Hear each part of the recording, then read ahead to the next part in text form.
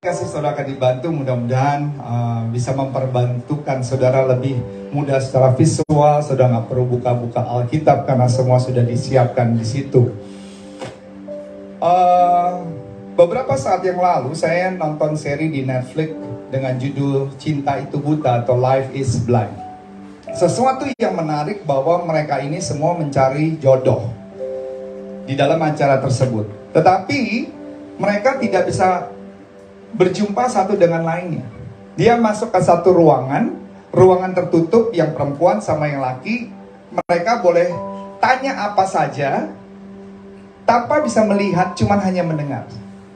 Semua mendapat kesempatan yang sama berjumpa dengan yang satu pria ketemu dengan 5 perempuan, juga satu perempuan ketemu dengan 5 pria tanpa melihat. Dan satu season itu berjalan hampir sekitar 3 bulan. Waktu di interview sebelum mereka ikut acara tersebut, mereka semua bilang, saya mau menemukan yang namanya kebahagiaan. Bisa menemukan pasangan yang tepat yang bisa membuat saya bahagia. Tapi saudara, saya nggak mau spoil ceritanya, tapi hanya 20% dari semua yang bisa bahagia.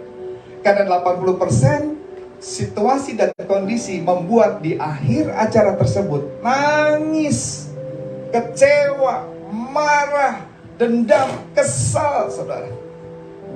Jadi cuma hanya 20% dari 100%. Sama di dalam kehidupan kita juga seperti itu. Selama 2 bulan terakhir saya khotbah buah roh dengan referensi ayat ini. Dan saya mau kita sama-sama baca. Dan setelah itu saya akan khotbah cepat. Saudara akan dibantu dengan semua slide-slide yang ada, lebih daripada 100 slide. Oke, Galatia 5 ayat 22 sampai 23 ya, ada di layar di depan saudara. Saudara baca aja yang bahasa Indonesianya. Kita baca sama-sama. Yang paling belakang juga kebaca ya. Kebaca? Oke. Kalau oke kasih jempol ini. Alright. Right. Oke, saya nggak tahu soalnya fontnya apakah baca atau tidak sampai belakang. Yuk, 1, 2, 3. Tetapi buah roh ialah kasih, sukacita, damai sejahtera, kesabaran, kemurahan, kebaikan, kesetiaan, kelemah lembutan, penguasaan diri. Tiada hukum yang menentang hal-hal itu. Yang kita mau bahas adalah sukacita. Katakan sukacita. Ya, kalau minggu lalu saya khotbah mengenai damai sejahtera atau perfect peace. Kalau saudara mau dengerin, saudara bisa lihat di YouTube. So everyone wants to be happy. Setiap kita mau bahagia, saudara. Saya tanya sama semua orang, saya itu orang yang suka ketemu, I love meeting people. Saya tanya orang itu ambisi utamanya apa sih? Mereka selalu berkata demikian, Pastor Ed, I just want to be happy. Saya hanya mau bahagia. Itu yang paling utama dalam hidup saya. Dan kenyataannya dalam hidup saudara akan menemukan di dunia ini ada orang yang bahagia dan juga ada orang yang tidak bahagia. Termasuk di ruangan ini, saudara. Ada yang bahagia, ada yang tidak bahagia. Dan di antara kita punya banyak ide-ide bagaimana sih kriteria yang namanya bahagia. Apa sih yang namanya hari yang buruk? Kalau saudara harus mendefinisikan. Dan hari yang buruk ini mungkin beberapa saudara pasti punya definisi masing-masing. Tapi saya kasih contoh aja, misalnya hari ulang tahun saudara udah mempersiapkan satu kue yang kecil, udah mau tiup lilin, rame-rame bersama keluarga, teman-teman, tiba-tiba kuenya jatuh, saudara. Kelihatannya cuma sederhana, tapi ini mau menjadi satu momentum yang spesial. Mungkin ulang tahun saudara yang ke-50, ulang tahun yang ke-17, sweet 17. Atau saudara berkata gini, Pastor, cicilan mobil saya ini sekarang itu jauh lebih murah daripada saya harus beli bensin. Dan kenyataannya seperti itu. Saya beli bensin itu seminggu itu bisa sekitar 1 juta. Karena harus isi Pertamax yang harganya sekitar 14.000. Itu 2 kali ngisi dalam 1 minggu. Saudara bisa bayangkan 4 juta cuma buat isi bensin. Kalau kita cicil mobil, ya paling 3 jutaan juga bisa buat jangka panjang yang 6 tahun. Kalau mobil Avanza, kayak mobil saya, Xenia gitu, beli bensinnya lebih mahal. Atau mungkin saudara dengar satu, waduh, setiap pagi berharap ada suara burung yang indah. Tapi yang ada burung di luar rumah saudara bukan burung yang mengeluarkan suara yang indah, tapi burung gagak. Saudara pernah dengar nggak suara burung gagak? Nggak enak. Kayak orang yang sakit leher, tenggorokan, yang bunyi burung pemakan bangkai.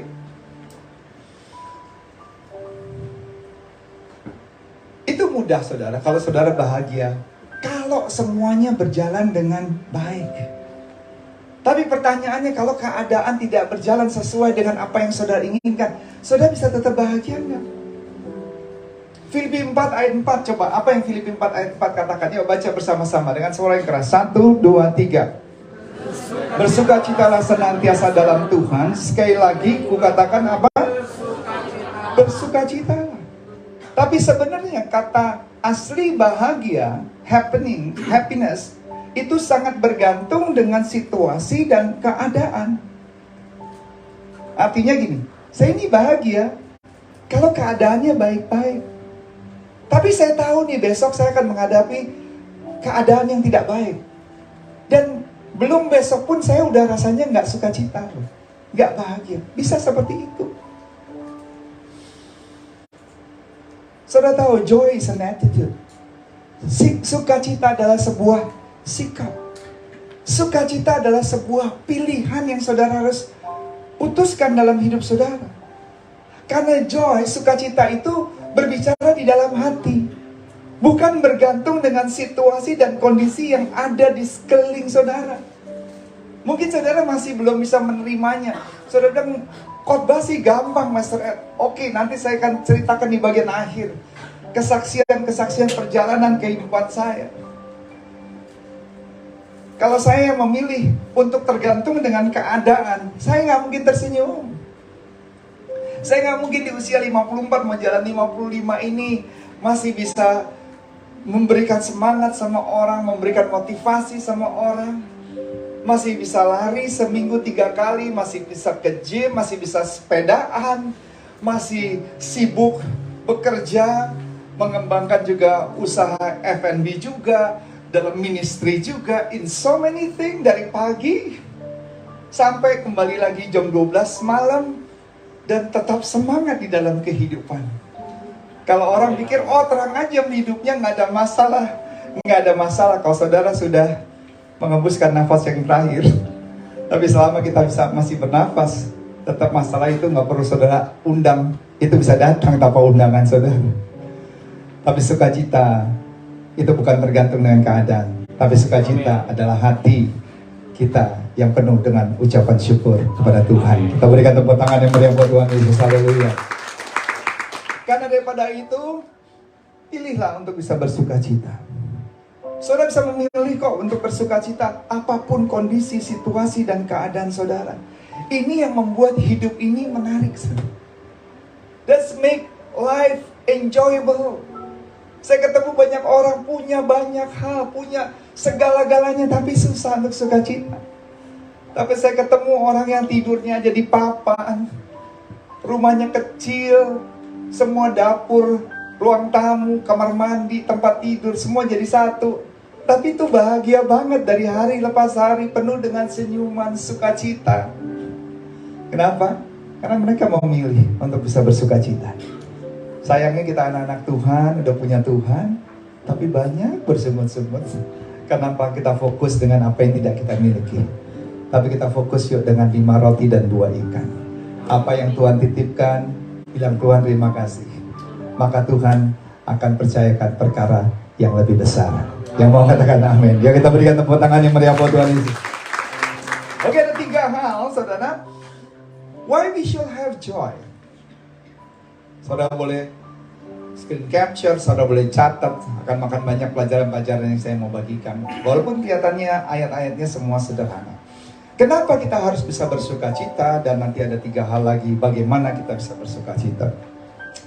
Pertama, kenapa kita harus bisa bersuka cita? Karena kita tahu bahwa Tuhan punya rencana yang indah buat hidup kita. Kok nggak ada yang bilang amin, saudara? Amin. Yang pertama, karena Tuhan punya rencana yang indah dalam hidup kita. Kita bersuka cita because God has a purpose for our life. Bahkan Tuhan punya rencana, baik rencana di dalam keadaan yang baik maupun dalam keadaan yang tidak baik. Ini ayat favorit saya dari dulu, Roma 8 ayat 28. Yuk kita baca semua dari belakang sampai depan dengan suara yang keras. 1, 2, 3. Kita tahu sekarang bahwa Allah turut bekerja dalam segala sesuatu untuk mendatangkan apa? Kebaikan bagi mereka yang mengasihi Dia, yaitu bagi mereka yang terpanggil sesuai dengan rencana Allah. Kita tahu bahwa Allah turut bekerja dalam segala sesuatu untuk mendatangkan apa, saudara? Kebaikan. Tuhan ini pengusaha yang luar biasa. Tuhan ini mampu merubah situasi dari yang tidak baik bisa menjadi baik. Amin, saudara. Saya kasih ayat pendukungnya dalam Roma 5 ayat 34 dikatakan demikian. Dan bukan hanya itu saja, kita malah bermegah juga dalam kesengsaraan kita, karena kita tahu, lihat, bahwa di dalam kesengsaraan itu menimbulkan apa, saudara? Ketekunan, katakan ketekunan. Dan ketekunan menimbulkan apa, saudara? Tahan uji. Dan tahan uji menimbulkan apa? Pengharapan. Artinya ada pengharapan. Whatever happened in your life, apapun yang sedang terjadi dalam hidup saudara, suka dan duka, itu ujung-ujungnya ada pengharapan. Kalau kita melekat dengan Tuhan. Bahasa Greeknya, bahasa Yunaninya, bahasa aslinya berbicara mengenai suffering, penderitaan, itu namanya distress. Distress itu bicara hal-hal seperti troubles, pressure, tekanan hidup, pergumulan hidup. Tapi Tuhan bisa menjadikan pengharapan. Banyak orang-orang konseling sama saya, ketemu sama saya, mereka punya persepsi yang salah. Mereka pikir kalau mereka singkirkan masalah dari kehidupan mereka, mereka langsung bisa menemukan yang namanya kebahagiaan. Saudara tahu nggak? Selama kita hidup, kita pasti akan mengalami yang namanya pergumulan dan tantangan. Amin, saudara. Nggak ada yang namanya problem free life. Nggak ada yang hidup yang tanpa ada masalah. Tetapi yang namanya sukacita, yaitu belajar untuk tetap bisa bersukacita di tengah-tengah masalah, bahkan di tengah-tengah tetesan air mata. Sukacita itu bukannya tidak adanya masalah, tapi sukacita itu menyadari akan kehadiran Tuhan di dalam setiap perjalanan kehidupan kita. Oh, kita berikan tepuk tangannya meriah. Oh, lebih meriah lagi buat Tuhan Yesus, haleluya. Karena itu Rasul Paulus berkata, kita bersukacita di dalam penderitaan, bukan bersukacita karena penderitaan. Amin, saudara. Kalau kita mau hidup hanya yang hal-hal yang positif saja, maka kita nggak bisa bersukacita. Kenapa? Karena di dalam hidup ini nggak ada hal yang selalu positif. Tetapi kita percaya di poin yang pertama bahwa Tuhan punya rencana yang indah. No matter what happened to us, apapun yang terjadi dalam kehidupan kita, ingat, Tuhan adalah Tuhan yang berdaulat. Dia Tuhan punya rencana dan punya kapasitas yang lebih besar daripada setiap masalah yang kita hadapi dalam kehidupan ini. Dan Allah turut bekerja dalam segala sesuatu untuk mendatangkan apa, saudara? Kebaikan bagi mereka yang mengasihi Tuhan. Siapa di tempat ini yang mengasihi Tuhan? Boleh angkat tangan, saudara. Alright, ya kita berikan tepuk tangan yang meriah buat Tuhan Yesus, haleluya. Ini semua hanya tergantung perspektif kita. Ini ada satu cerita, anak perempuan ini punya papa dan mama, ya secara umum lah. Kalau di Jakarta ini orang tua, dan mungkin kebanyakan di mana-mana ya, yang kalau tidak punya perspektif yang benar, jadikan anak itu aset. Jadi anak itu harus secara akademis, harus punya nilai yang bagus sekali, sekolah di tempat sekolah yang mahal, sekolah yang paling bergengsi. Jadi ini kayak gengsinya orang tua kalau ketemu sama teman-teman. Wah, anak kamu hebat ya, juara 1, juara 2. Sekolahnya udah sekolah yang mahal, sekolah yang susah. Nah, anak ini selalu punya tekanan. Anak perempuan ini nggak bisa punya nilai yang jelek. Nilai 80 aja udah seperti dunia sudah terbalik. Nah, satu waktu nih anak perempuan ini waktu dia masuk kuliah, dia tulis surat sama papa mamanya. Dia bilang, "Pa, Ma, apa mama pasti kaget dengan baca surat ini? Karena asrama tempat saya tinggal habis terbakar. Semua laptop saya, semua handphone saya, semua barang-barang saya habis terbakar. Bahkan saya setengah terbakar. Dan saat ini saya dirawat di rumah sakit. Dan dokter minggu lalu bilang bahwa mata saya belum tentu bisa melihat. Antara buta dan melihat. Doakan ya." Kemudian kedua, "Tapi saya bersyukur, Ma, Pa, saya punya teman baik yang namanya Billy. Karena saya nggak tahu hubungin mama papa kayak apa. Telepon semua nggak bisa. Dan saya nggak bisa kasih tahu siapa-siapa. Billy membawa saya keluar dari rumah sakit. Boleh tinggal sementara di rumahnya. Dan orang tua Billy itu baik banget, Ma. Tapi sorry ya, Ma, Pa. Saya juga mau kasih kabar bahwa saya akan menikah dengan Billy bulan depan." Dan mama dan papa kan dari dulu selalu nuntut pengen cepat-cepat saya punya anak. Jadi mama papa bisa punya cucu. Dan pasti mama dan papa senang dengar kabar ini. Bahwa 2 bulan kemudian saya akan melahirkan anak. Berarti sebelum menikah dia udah hamil 7 bulan. Orang tuanya kaget, marah pas baca itu halaman pertama.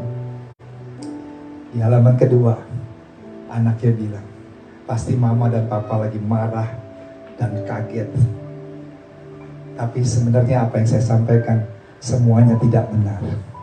Saya cuma mama dan papa mengerti perspektif yang benar. Yang saya mau sampaikan hanya nilai chemistry dan biologi saya 70 dan 60.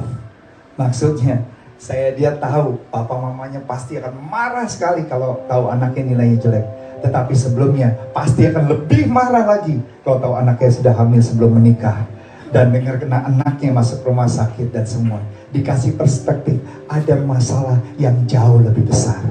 Hari ini kadang-kadang waktu kita lihat masalah, kayaknya besar banget. Kayaknya kita satu-satunya orang yang paling malang di dunia ini.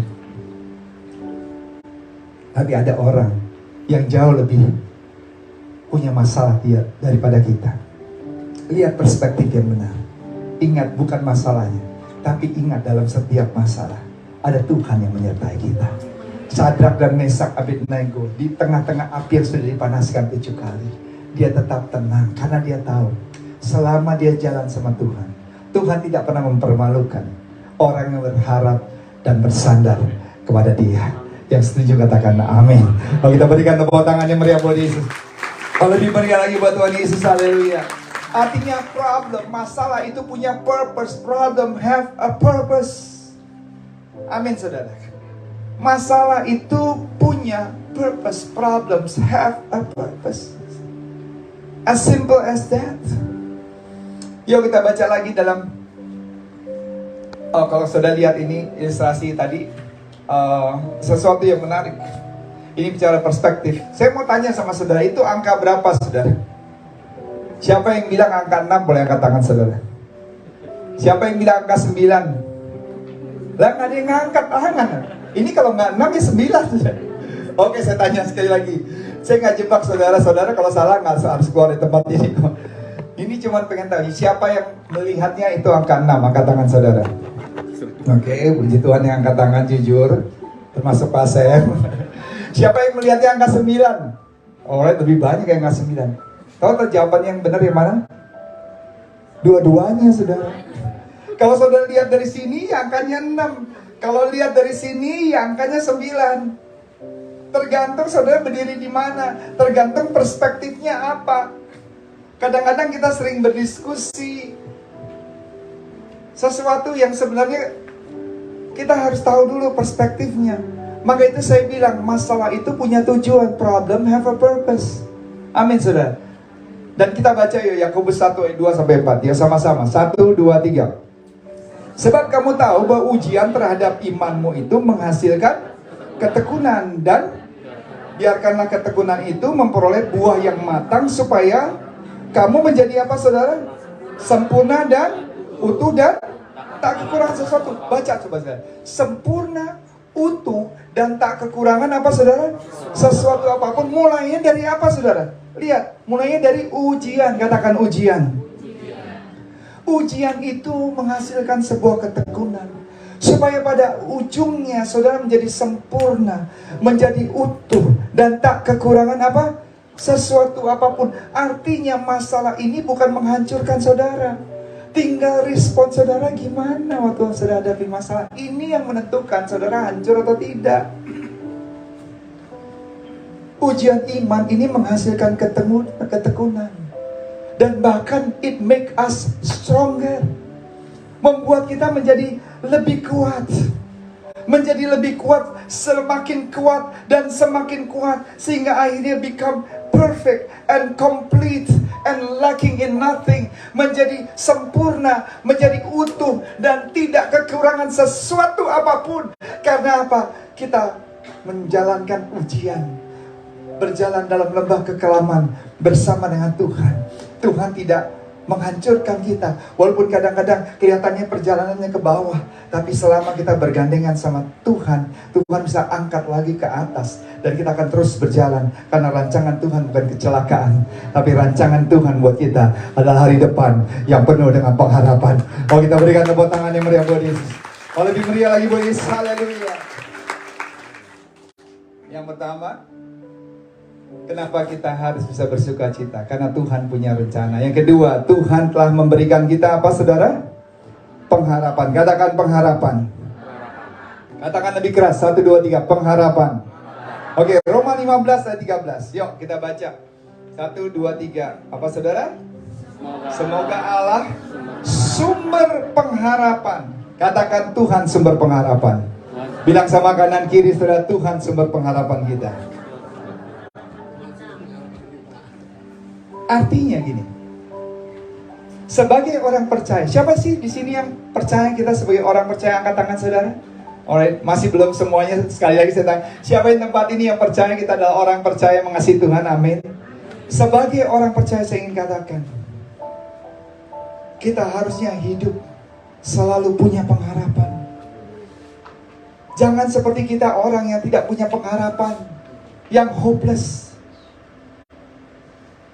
Ada pepatah berkata demikian, orang bisa hidup tanpa makan 40 hari. Orang bisa hidup tanpa minum air selama 3 hari. Bahkan orang bisa tahan nggak napas. Rekornya lebih dari 8 menit tanpa nafas, saudara. 8 menit. Tapi orang bilang jangan sampai kita 1 menit hidup tanpa pengharapan.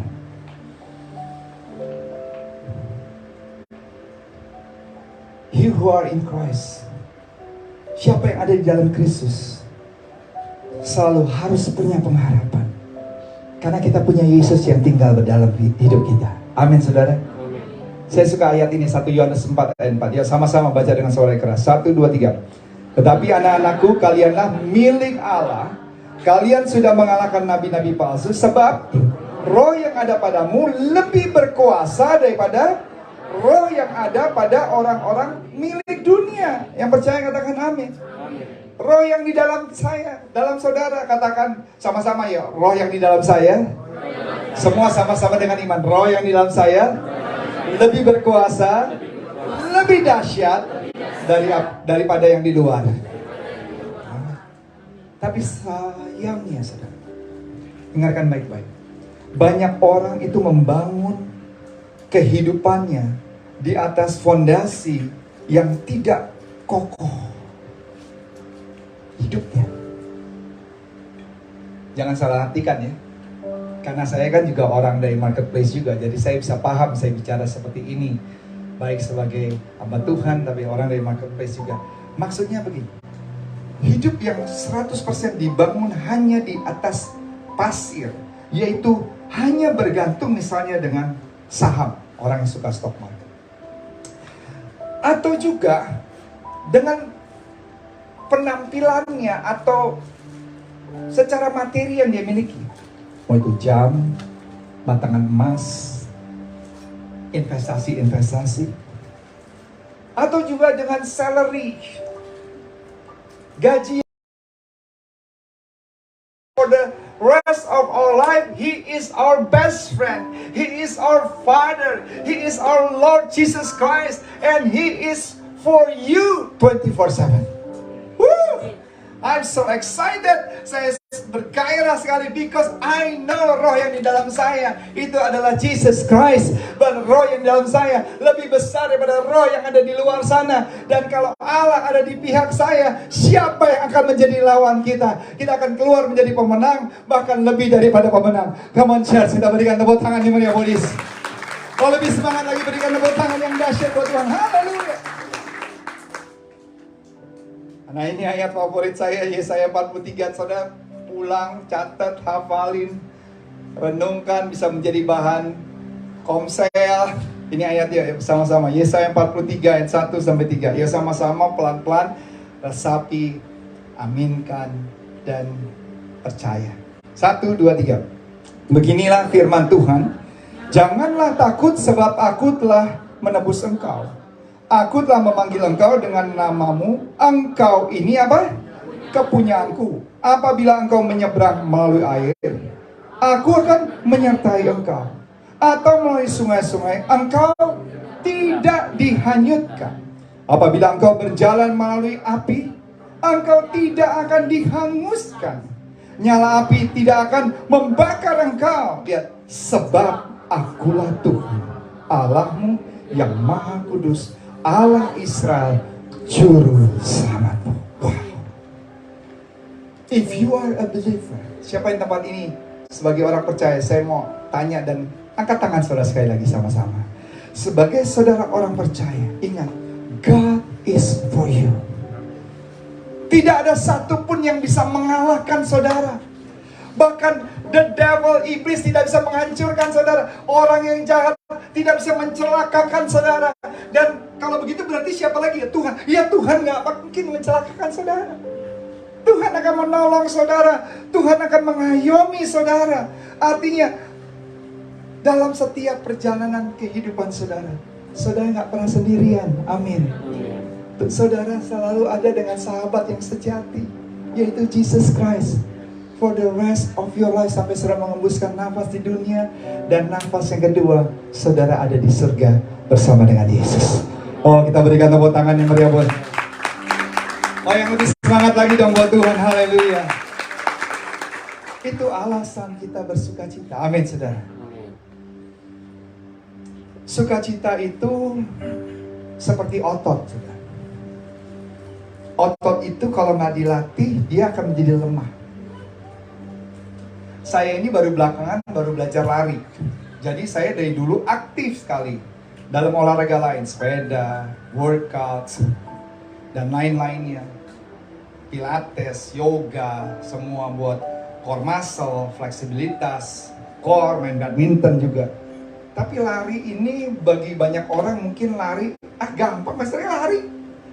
Gampang. Siapa bilang? Gampang kalau saudara siap mengalami cedera, apalagi kalau baru-baru umur kayak saya baru lari. My friend Jose Carroll, associate pastornya Jeffrey Rahmat dari JPCC, waktu about 4-5 years ago lagi suka-sukanya lari. Saya cuma bilang, hati-hati loh Jose, kamu kan gak muda juga, walaupun he's still younger than me. Jangan terlalu dipaksakan. Bener, akhirnya kena. Dan akhirnya gak bisa lari sama sekali. My friend Juan Mogi juga sama. Wah, lagi hobi-hobinya lari ke Australia, pelayanan, lari pagi kemana, lari lagi, kena langsung sini. Udah gak bisa lagi. Kalau gak bisa ganti tempurung maksudnya. Karena kan join-joinnya, terus kemudian cairan di antara tulang satu, itu gak seperti kayak masih muda. Dan lari ternyata ada tekniknya. Harus benar, mendaratnya benar. Kalau enggak, dia punya pressure-nya kesini. Makanya orang pikir lari tuh bisa sembarangan. Enggak, teknik. Saya aja tuh lari dengan coach, saya dengan pelatih. Ini pelatih, memang pelatih maraton, segala semua. Itu aja saya masih belum dapat 50% untuk form yang benar. Artinya, kalau kita nggak pernah latih, ini menjadi lemah. Padahal saya tahu semakin kita usia, bagian sini ke bawah ini penting, kaki. Makanya banyak orang kepleset di kamar mandi, kakinya nggak kuat, jatuh di usia tua. Karena apa? Fondasi kakinya nggak kuat, nggak dilatih. Otot kalau nggak dilatih, tulang nggak dilatih, keropos. Kan tulang ini dia nggak otot, tapi kepadatannya, makanya osteoporosis. Karena nggak banyak bergerak. Nah, orang Indonesia kan budaya yang malas bergerak.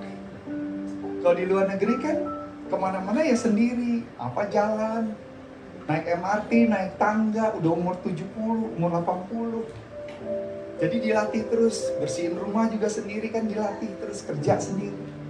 Sama, kalau iman kita nggak pernah dilatih, sukacita itu juga seperti itu. Artinya ada ujian.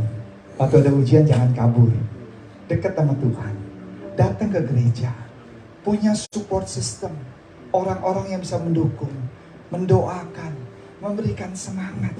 Ini rumah kita bersama kok. Ini bukan tempat yang asing.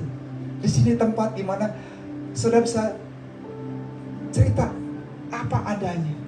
Kita nggak ada yang sempurna dalam hidup ini, tapi ini menjadi safe home, tempat yang aman. Bukan kita datang ke tempat ini diintimidasi.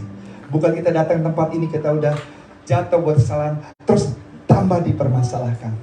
Tapi kita mau jadikan tempat ini seperti rumah kita bersama, bertumbuh di dalam kasih Kristus.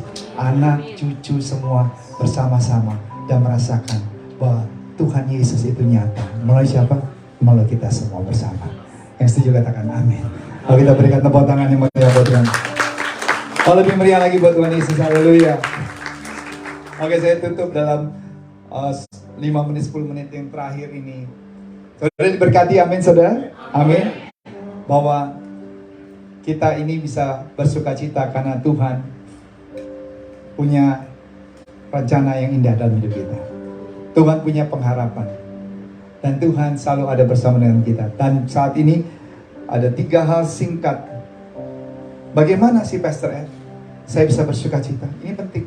Ini singkat loh, sebagai penutup. Kalau tadi kan kenapa kita harus bersukacita? Karena Tuhan punya pengharapan, memberikan pengharapan, rencana, dan Tuhan ada bersama buat kita. Tapi sekarang bagaimana ya? How to-nya? Nah, saya suka selalu khotbah, saya kasih pemaparan biblical knowledge-nya, dan kemudian saudara pulang nggak jadi bingung gitu. Oh, terus gimana ya? Oke, yang pertama, saudara harus memiliki sikap berterima kasih. Ini penting. Simple. Tapi saudara harus belajar untuk bersikap terima kasih. Yuk kita baca dalam 1 Tesalonika 5 ayat 18. Sama-sama. 1, 2, 3. Mengucap syukurlah dalam segala hal, sebab itulah yang dikehendaki Allah dalam apa saudara? Kristus Yesus. Mengucap syukur dalam satu hal atau beberapa hal atau dalam segala hal saudara? Oke, dalam apa saudara? Katakan segala hal. Kita bukan berterima kasih untuk segala hal, saudara. Bukan. Tapi kita berterima kasih di dalam segala hal. Kita bukan mensyukuri karena tiba-tiba siapa yang meninggal, kita mengalami kemalangan hidup, kita mengalami kebangkrutan, tapi lebih dari ke dalam segala hal. Psikologis pernah berkata demikian. Orang yang mudah berterima kasih adalah orang yang punya emosi jiwa yang sangat sehat. Saudara, coba aja teman saudara, keluarga yang selalu mudah bersyukur. Ya udah, ada nasi dengan apa ada, bersyukur. Ya memang sekarang ini penghasilan yang ada dikasih sama Tuhan segini, ya bersyukur. Saya dari umur 3 tahun, Papa dan Mama saya udah berpisah. Papa pindah ke Hong Kong, Mama pindah ke Amerika, New Jersey. Saya dibesarkan sama Oma dan Opa saya. Dari umur 3 tahun Umur 9 tahun, tiba-tiba opa saya kena serangan jantung. Jadi saya tuh dari kecil tidurnya sama oma saya. Kakak saya yang perempuan, Monik, itu tidur sama opa saya. 2 tahun kemudian oma saya serangan asmanya terus kambuh dan kambuh. Akhirnya meninggal dunia waktu saya umur 11 mau masuk 12.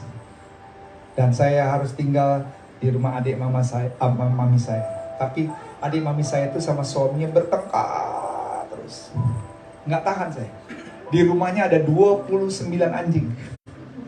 Mau dari anjing yang besar sampai anjing kecil, karena dia nggak punya anak. Jadi anjing-anjing itu udah kayak anak buat dia. Anjingnya itu lebih berkuasa daripada pemilik rumah. Anjing-anjingnya duduk di sofa kayak Cleopatra gitu. Mau pipis terserah. Yang satu gonggong, yang lain ikut nyambung. Dan dia selalu bawa pecut satu. Kayak kuda lumping. Jadi kalau ada yang udah mulai semuanya sambung menyambung, terus dia teriak kayak Yesus meredakan badai. Diam, cepat. Tapi udah jadi kebiasaan. Saya di situ jadi kayak stres udah. Kayak lagi benar-benar kayak lagi di neraka dunia. Akhirnya saya keluar. Saya nggak tahu harus tinggal sama siapa. Saya dibesarkan dengan seorang preman kebetulan yang juga nggak punya keluarga. Saudara bisa bayangkan dari umur 12 saya nggak punya rumah, tinggal di mana, makan setiap hari nggak tahu jam berapa. Every single day. Hidup seperti itu. Sampai waktu saya umur 18 tahun. Saya tinggal kadang di rumah teman saya. Teman saya anak orang kaya. Tapi dia gara-gara diputusin sama pacarnya. Dia udah 10 tahun lebih tua daripada pacarnya. Diputusin.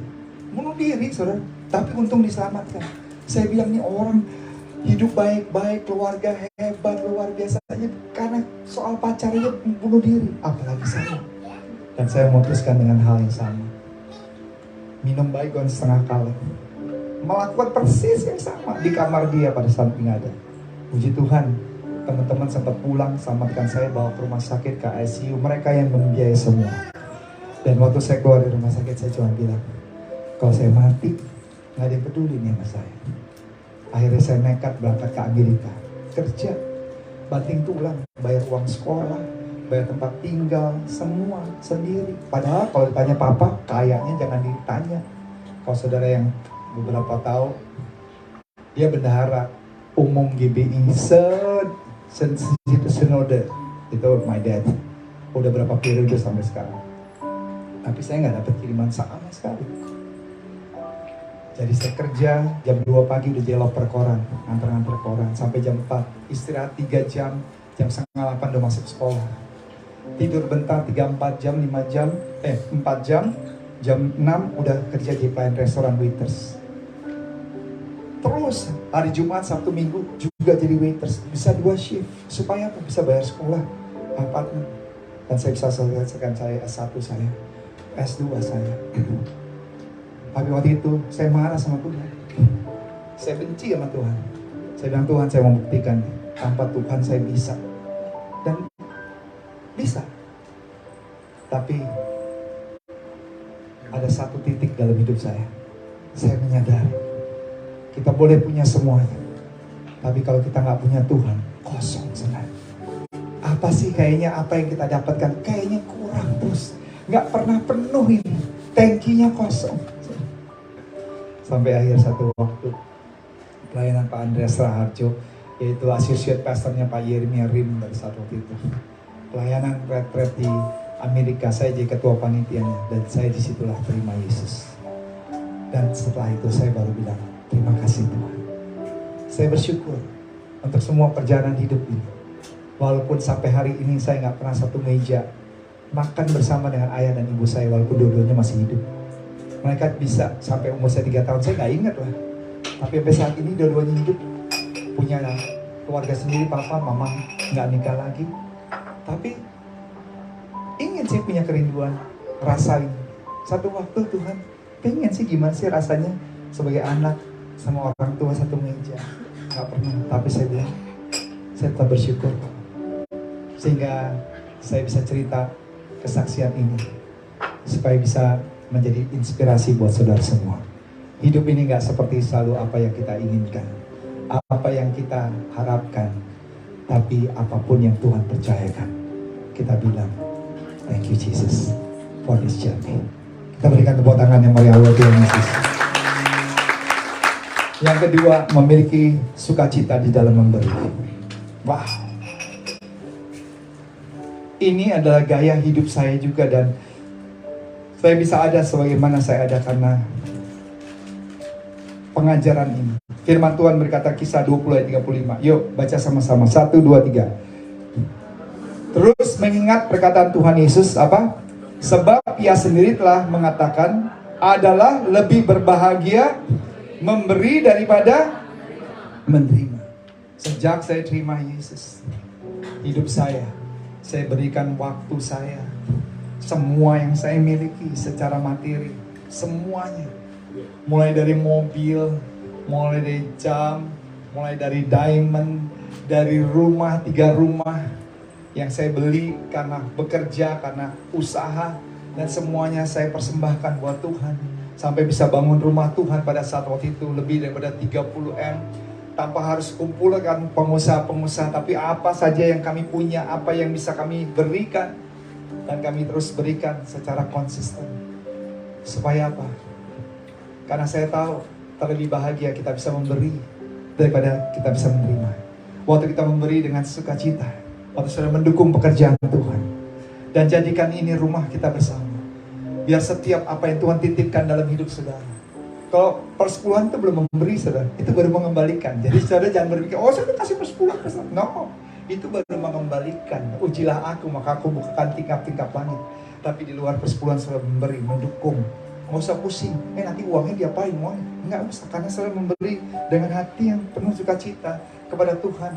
Dia saudara doakan semua dikelola dengan baik. Dan saya percaya kita semua bisa bertumbuh bersama-sama di tempat ini. Anak kita, cucu kita, keluarga kita semua. Dan tempat ini semakin bisa menjadi berkat, bisa diperluas lagi oleh Tuhan. Dan saya percaya setiap pemberian saudara, saya jamin, saya bisa berkata 100%, bahkan 1.000.000%. Tuhan akan gantikan 30, 60, bahkan 100 kali lipat ganda. Dan saya bisa buktikan sampai hari ini, saya nggak pernah kekurangan. Dan di usia saya hari ini, banyak orang punya segala-galanya tapi nggak punya kesehatan, nggak punya ini, nggak punya kebahagiaan. But you can see I'm the living proof. I can still be grateful. Saya bisa tetap produktif. Saya masih punya impian-impian yang besar. Saya sekarang ketemu banyak orang yang lagi mau lakukan sesuatu yang besar. Saya lagi mau buat pergerakan mulai tahun depan untuk Indonesia sehat. Saya mau kerjasama dengan pemerintah, saya mau kerjasama dengan komunitas-komunitas, semua. Untuk semua orang, berapapun usia kita, mau dia orang obesitas, punya penyakit kanker, penyakit osteoporosis, penyakit apa, yuk kita semua mau bergerak sama-sama. Gak usah sempurna jadi atlet, tapi semua dalam mau untuk bergerak, bukan malas. Supaya apa? Ini kan aset tubuh yang paling utama, saudara. Kemanapun yang ini yang kita bawa, bukan motor kita, bukan mobil kita, bukan rumah kita, bukan batangan emas. Inilah yang kita bawa. Orang mau punya urapan yang luar biasa, orang mau hebat semua. Tapi kalau nggak bisa buat apa, terbaring rumah sakit, ya kita nggak bisa buat apa. Kalau kita bisa jaga kesehatan, tapi kalau tetap sakit, ya udah, itu memang udah kehendak Tuhan.